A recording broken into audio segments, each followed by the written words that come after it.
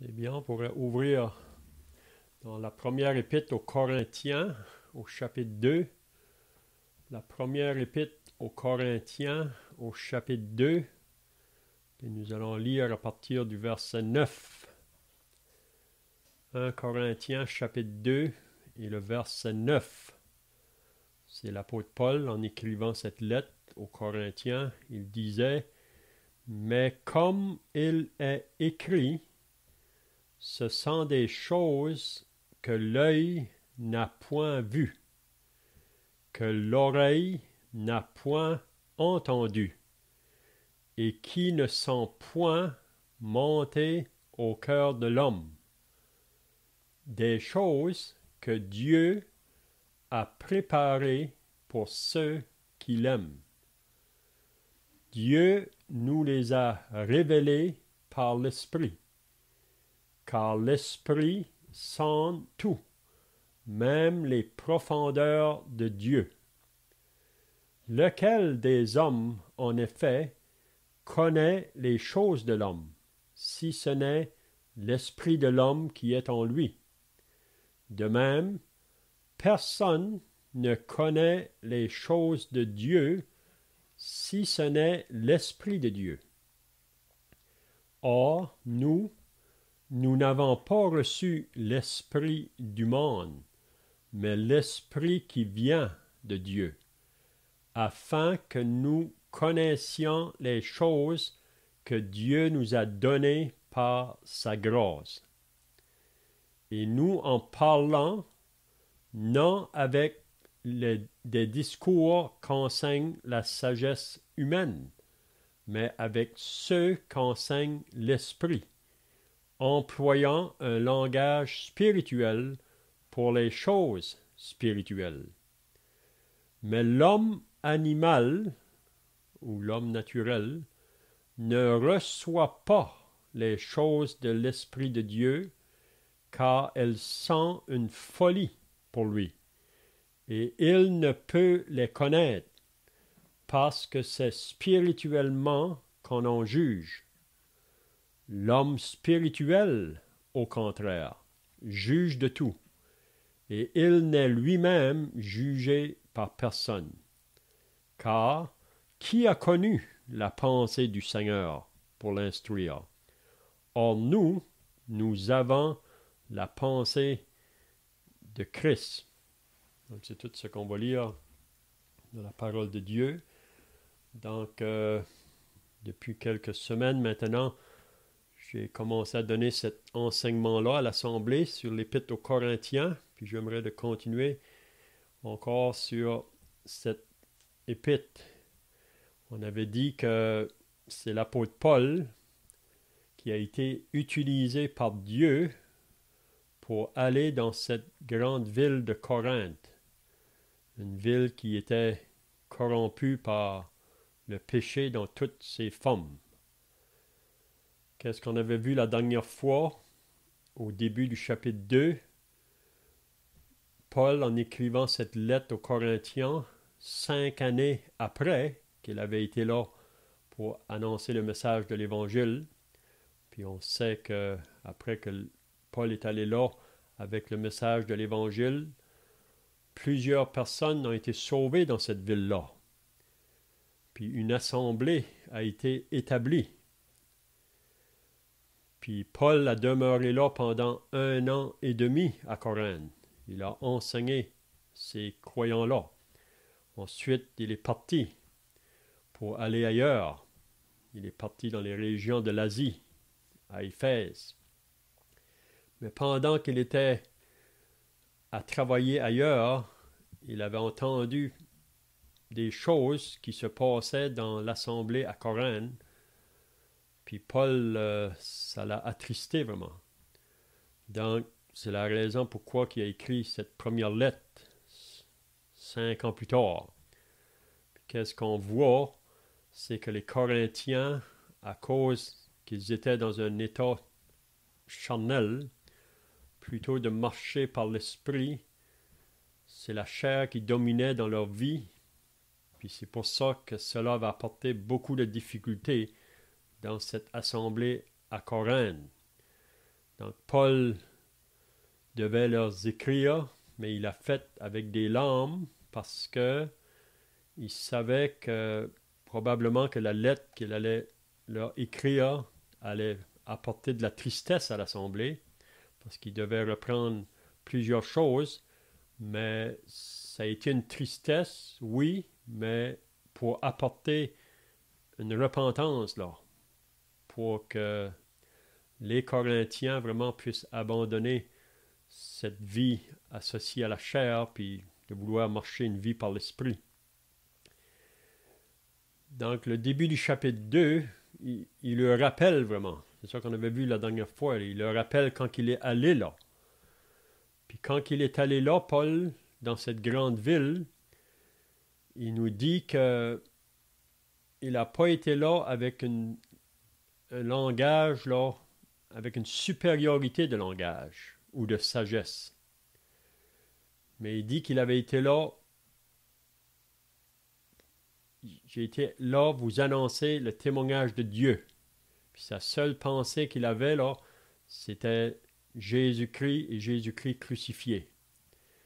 Qu'est-ce qu'on avait vu la dernière fois? C'est que dans le chapitre 1, surtout à partir du verset 18, là, Paul pouvait dire que la prédication de la croix est une folie pour ceux qui périssent, mais pour nous qui sommes sauvés, c'est une puissance de Dieu. Donc, pour beaucoup, la croix ou la prédication de la croix est une folie parce que l'homme, dans sa sagesse humaine, il ne peut pas comprendre ce langage-là. Puis on avait dit que dans le premier chapitre, la pensée là, que Paul veut apporter, c'est qu'on ne peut pas obtenir le salut par le moyen de la sagesse humaine ou de la sagesse de l'homme. Parce que pour l'homme, regarder un homme mort sur une croix, il ne peut pas comprendre que c'est le moyen par lequel on peut être sauvé. Selon la sagesse de l'homme, c'est quelque chose qui est faible.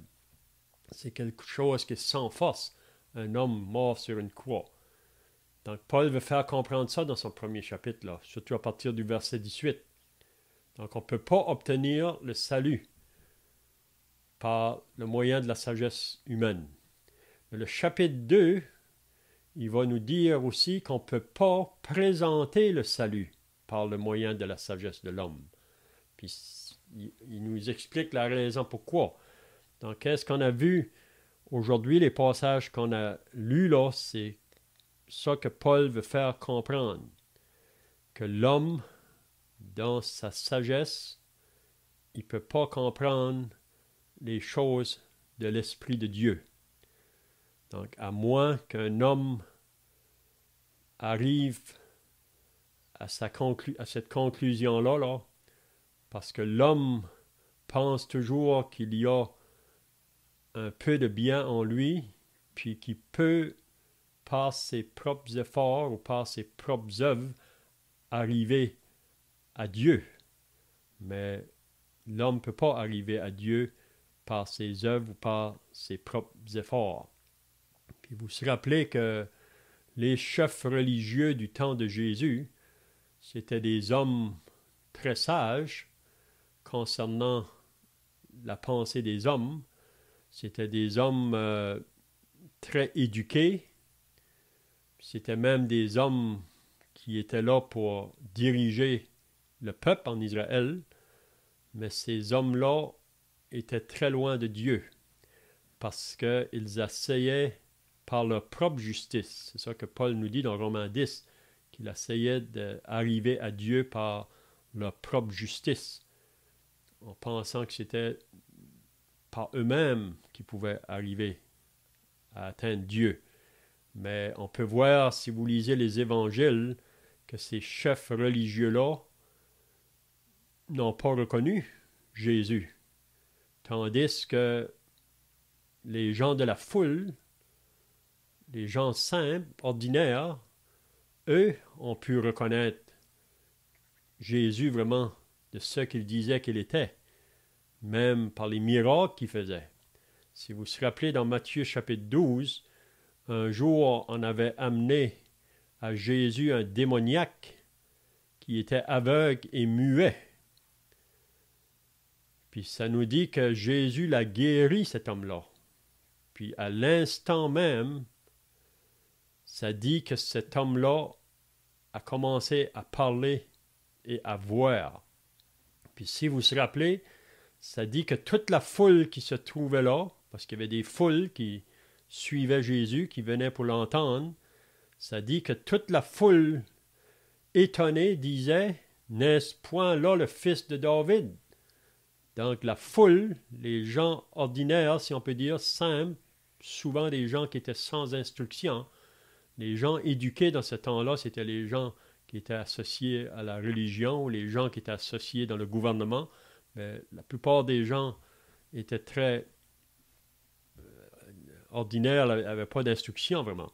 Mais eux, quand ils ont vu ce miracle-là que Jésus a fait, ils ont reconnu que c'est lui le fils de David. C'est lui le Messie promis. C'est lui que la parole de Dieu nous annonce, ou que les prophètes ont parlé.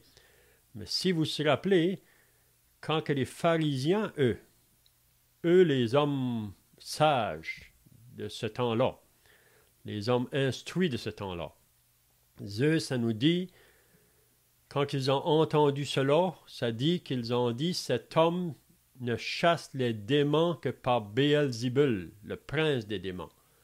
Donc, les pharisiens ont associé ce miracle-là que Jésus a fait au diable. Ça, c'est grave. Ça, c'est vraiment le blasphème contre le Saint-Esprit. Donc, il y avait des évidences assez claires, puis que tout homme aurait dû voir que ce miracle-là venait vraiment de Dieu, mais eux n'ont pas reconnu ça. Donc, c'est vraiment grave. Donc, ce qu'on va voir aujourd'hui, vraiment, c'est ça que Paul veut faire comprendre, là. Même on avait vu dans le chapitre 1 qui disait aux Corinthiens, là, que parmi eux qui ont été sauvés, il n'y a pas beaucoup de sages, pas beaucoup de nobles, pas beaucoup de puissants. Et c'est pas qu'il n'y en a pas, il y en a ici et là, mais c'est pas parce que pour que l'homme sage comprenne ces choses-là, ou pour qu'il soit sauvé, il faut vraiment qu'il prenne la position d'un enfant, qu'il vienne vraiment dans une condition très humble, puis qu'il doit arriver à un point qui est prêt à se laisser enseigner simplement, même par des personnes des fois bien ordinaires. On a l'exemple de Nicodème quand il est venu à Jésus dans la nuit. Nicodème faisait partie des pharisiens. Mais Nicodème, on peut voir qu'il a pris cette attitude d'humilité, puis même qu'il posait des questions à Jésus. Un docteur en Israël qui pose des questions au docteur qui vient du ciel. Mais il voulait savoir, donc il a pris cette attitude humble, puis Dieu s'est révélé à Nicodème. Donc c'est ça qu'on voit au verset 9, là, quand Paul dit « Mais comme il est écrit, ce sont des choses que l'œil n'a point vues, que l'oreille n'a point entendues et qui ne sont point montées au cœur de l'homme. » Donc ça veut dire ces choses, ça comprend les choses qui appartiennent à Dieu, que l'homme dans sa sagesse ne peut pas les comprendre, il ne peut pas les voir, il ne peut pas même les faire connaître.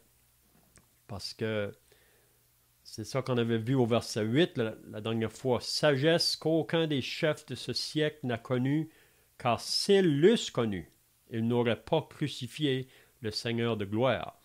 Donc c'est ça qui prouve que l'homme dans sa sagesse ne peut pas connaître Dieu, parce que s'il aurait pu le connaître par sa sagesse, il n'aurait pas fait crucifier le Seigneur Jésus. Donc le verset 9 aussi, il faut faire bien attention. Il y a des personnes dans le monde aujourd'hui, des inconvertis. Puis vous savez qu'il y a des inconvertis dans le monde qui lisent aussi la Bible, mais souvent ils la lisent dans le but de l'attaquer ou essayer de faire dire la Bible ce qu'elle ne veut pas dire.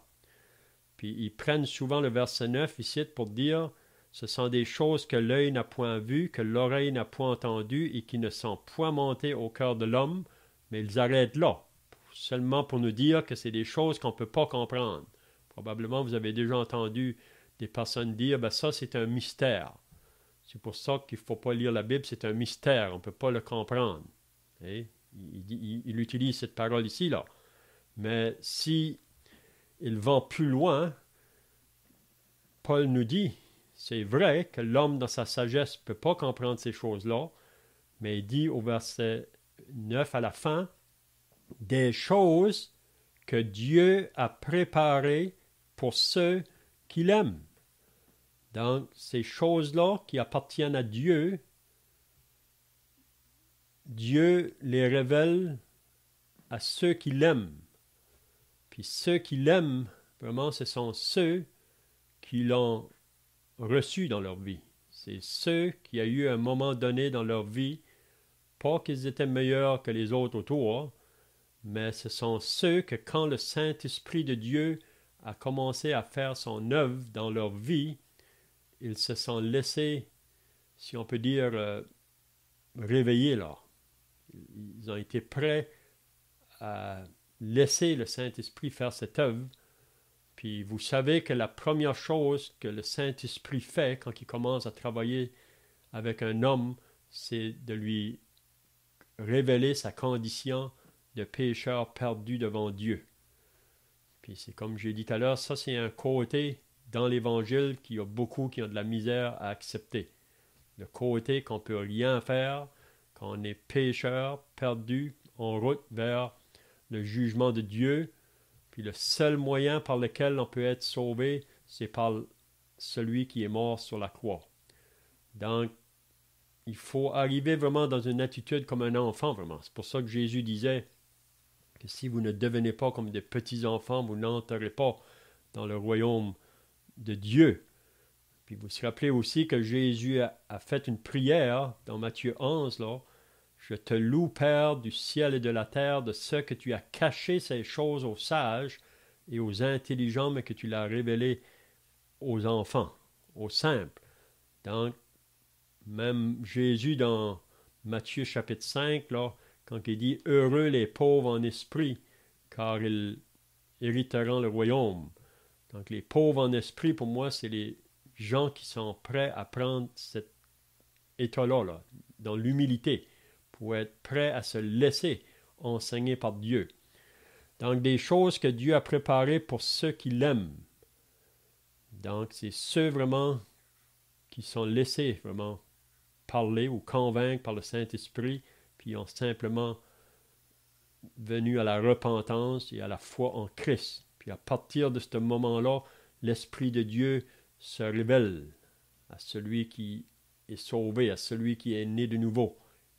L'Esprit de Dieu lui révèle les pensées de Dieu ou la sagesse de Dieu. Donc le verset 10, il dit « Dieu nous les a révélés par l'Esprit ». Puis c'est par l'Esprit de Dieu. Car l'Esprit sent tout, même les profondeurs de Dieu. Donc il cite l'Esprit de Dieu, qui est Dieu lui-même. C'est lui vraiment. Vous vous rappelez quand que Jésus a dit à ses disciples, là, quand il allait partir pour le ciel, il leur avait dit que si je m'en vais pas, je ne pourrais pas vous envoyer le Consolateur, le Saint-Esprit. Mais il faut que je m'en aille. Puis quand le Saint-Esprit va venir, lui, il va vous enseigner des choses. Il va vous faire comprendre même des choses qu'à ce moment-là, que les disciples ne comprenaient pas, là, dans le langage même du Seigneur. Mais par la suite, l'Esprit de Dieu, quand il va venir, il va les enseigner. Même qu'il nous dit que l'Esprit de Dieu ne va pas parler de lui-même, mais il va être occupé avec la personne du Seigneur Jésus. Donc Dieu nous les a révélés par l'Esprit, car l'Esprit sent tout, même les profondeurs de Dieu.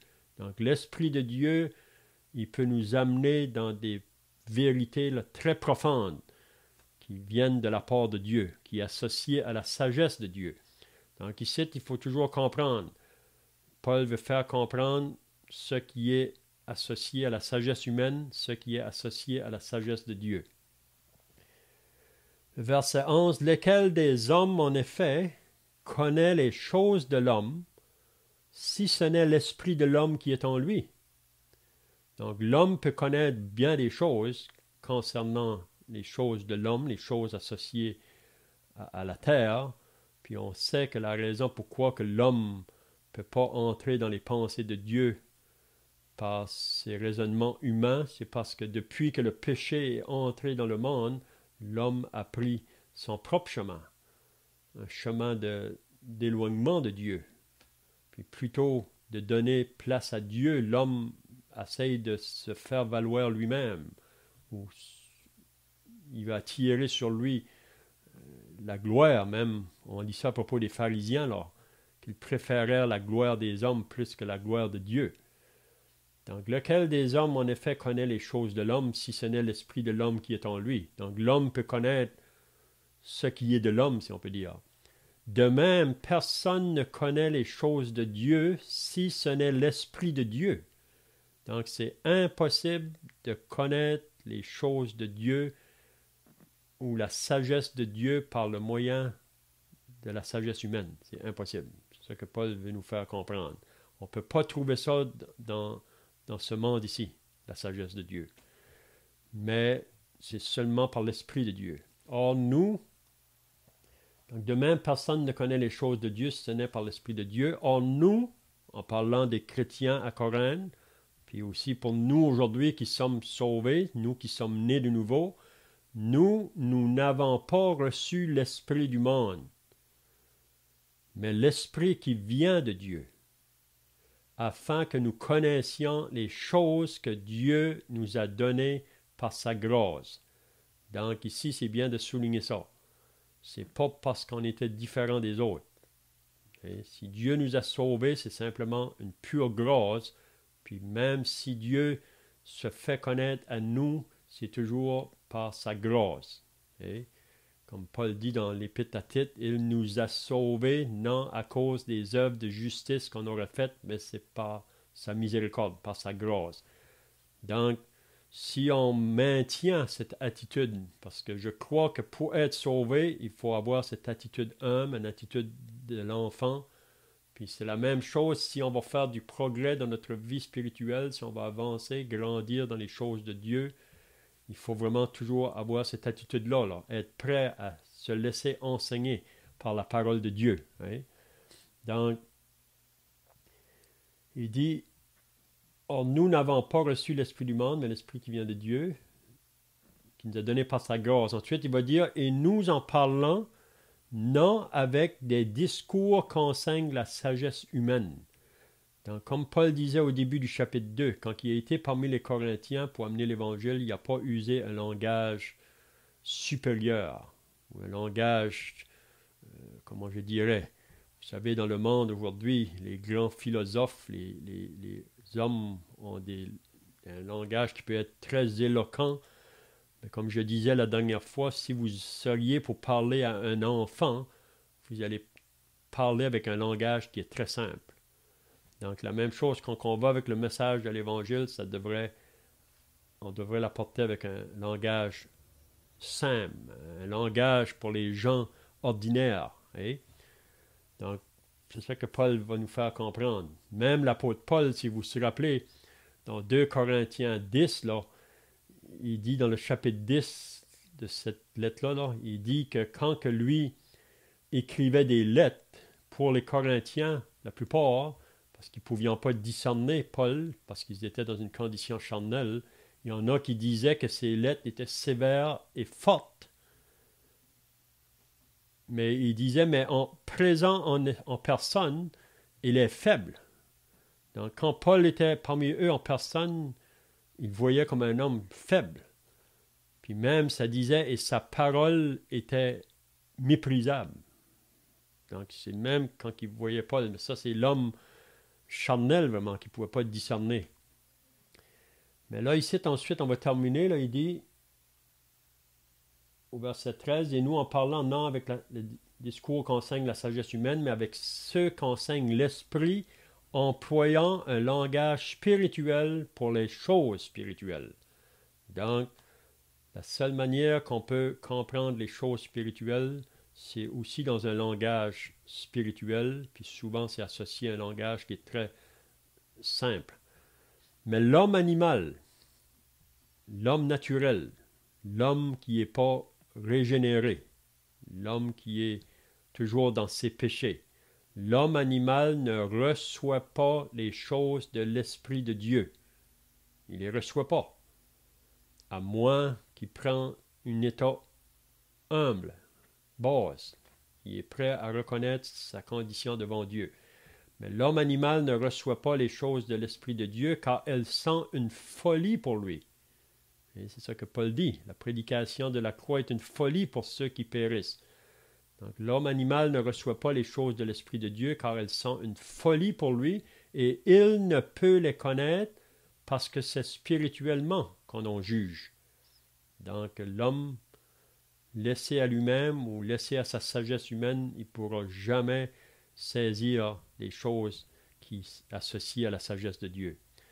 Mais là, il nous dit, mais l'homme spirituel, au contraire. Donc ça, c'est l'homme qui est né de nouveau, mais aussi, il faut bien comprendre l'homme spirituel qui est dans une condition spirituelle. Parce qu'on va voir au chapitre 3 qu'il nous parle d'un troisième homme. À la fin du chapitre 2, il parle de l'homme naturel. Ça, c'est réellement l'homme qui n'est pas sauvé. Ensuite, il nous parle de l'homme spirituel. Ça, c'est l'homme sauvé. Mais le chapitre 3, il commence à parler à l'homme charnel. Ça, c'est des personnes sauvées, mais qui marchent encore en laissant la chair prendre le dessus dans leur vie, qui ne marchent pas dans une condition spirituelle. Mais ici, quand il dit l'homme spirituel, au contraire, juge de tout, il n'est lui-même jugé par personne.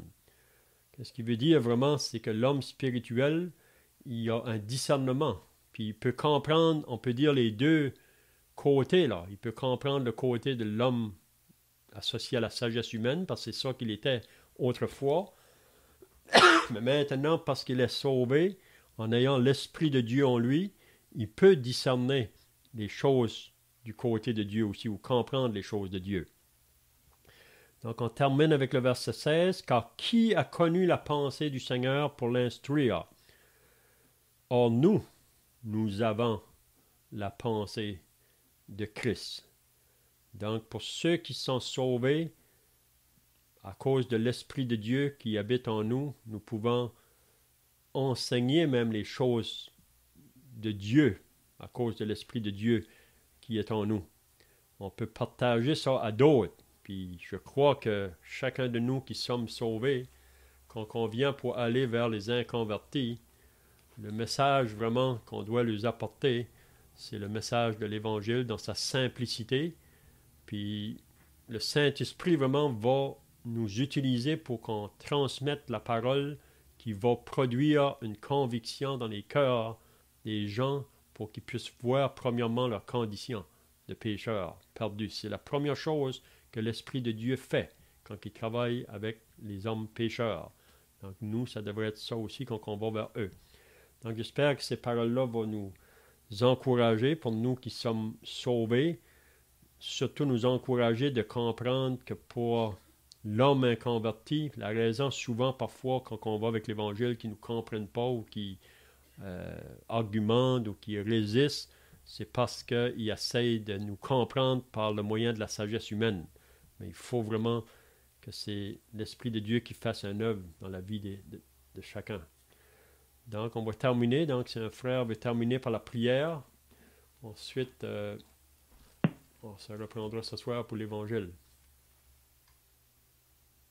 En terminant, je te remercie pour ce temps que nous avons encore eu ce matin à pouvoir, de cette manière, adorer ton Fils pour ce qu'il a fait à la croix. Et encore une fois, pouvoir ouvrir tes saintes Écritures et être enseigné. Père, on te remercie pour la liberté qu'on a lorsqu'on ouvre la Sainte Parole et comment on peut regarder les Écritures comme elles sont, sans que l'homme y ajoute ses pensées et être guidé par ton Saint-Esprit pour que ta parole soit ouverte en t'entendement. Père, on te remercie pour ces vérités qu'on a entendues encore ce matin et on veut encore te prier pour l'Évangile qui sera annoncé ce soir, pour ceux qui pourront se joindre et qui ont besoin du salut. On aimerait, Père, pouvoir se réjouir d'entendre après l'annonce de l'Évangile que des hommes auraient répondu à cet appel de grâce. On fait prier ces choses au nom du Seigneur Jésus-Christ. Amen. Amen.